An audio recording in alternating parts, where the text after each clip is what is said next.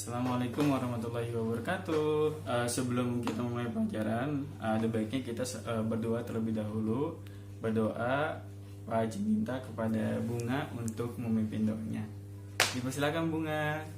Terima kasih kepada Bunga yang sudah memimpin doa. Kita selalu berdoa agar kegiatan belajar kita dapat berjalan dengan baik dan selalu bersyukur kepada Tuhan Yang Maha Esa atas karunia-Nya. Untuk selanjutnya, sebelum kita memulai pelajaran, kalian dipersilakan untuk menyiapkan alat tulis serta buku paket yang sekarang kalian buka buku siswa tema 8, subtema 2, halaman 9 sampai dengan 10 untuk membaca teks tentang siklus air.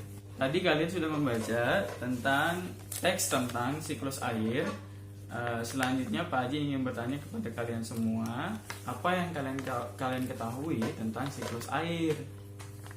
Coba Bunga, siklus air apa? Ya, jawaban Bunga benar. Siklus air merupakan perputaran air secara terus-menerus dari bumi ke atmosfer lalu balik lagi ke bumi. Ya, siklus air ini terjadi melalui 3 proses, yaitu ada proses penguapan, proses pengendapan, dan proses pengembunan. Di mana proses penguapan itu sering disebut juga sebagai evaporasi.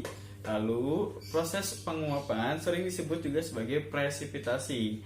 Dan yang terakhir, yang ketiga, ada juga proses pengembunan atau biasa disebut juga sebagai kondensasi. Ya, kalian pasti tahu bahwa air itu merupakan kebutuhan sehari-hari bagi manusia, terutama untuk keperluan rumah tangga, keperluan pertanian, juga industri, dan bahkan juga air itu dibutuhkan untuk sebagai pembangkit listrik. Maka dari itu, kita sebagai manusia sangat membutuhkannya. Selanjutnya, Pak Haji akan membahas tentang proses bagaimana air itu mulai dari penguapan, pengendapan, dan juga pengembunan. Nah, lanjut ya, kita ke proses penguapan terlebih dahulu, di mana air yang terdapat di laut, di sungai, dan juga di danau, atau mungkin juga dari tanaman, itu menguap karena akibat dari panasnya dari sinar matahari, di mana air-air tersebut akan menguap karena proses panas dari sinar matahari. Proses penguapan itu disebut sebagai evaporasi. Uap air dari permukaan bumi naik dan berkumpul di udara. Nah, lama-kelamaan udara tidak dapat menampung air. Nah, proses ini disebut sebagai presipitasi atau pengendapan. Lalu ketika suhu udara turun, uap air akan berubah menjadi titik-titik air. Nah, titik-titik air ini membentuk awan. Proses ini disebut sebagai kondensasi atau pengembunan. Sin 13, teks 1, 3, 2, 1. Nah, selanjutnya titik-titik air di awan akan turun menjadi hujan. Air hujan akan turun di darat maupun di laut. Air hujan itu akan jatuh ke tanah dan perairan. Air hujan yang jatuh di tanah akan meresap menjadi air tanah. Selanjutnya air tanah akan keluar melalui sumur. Nah, kalian sudah mempelajari tentang siklus air. Semoga kalian harus selalu bersyukur karena air itu sangat kita butuhkan.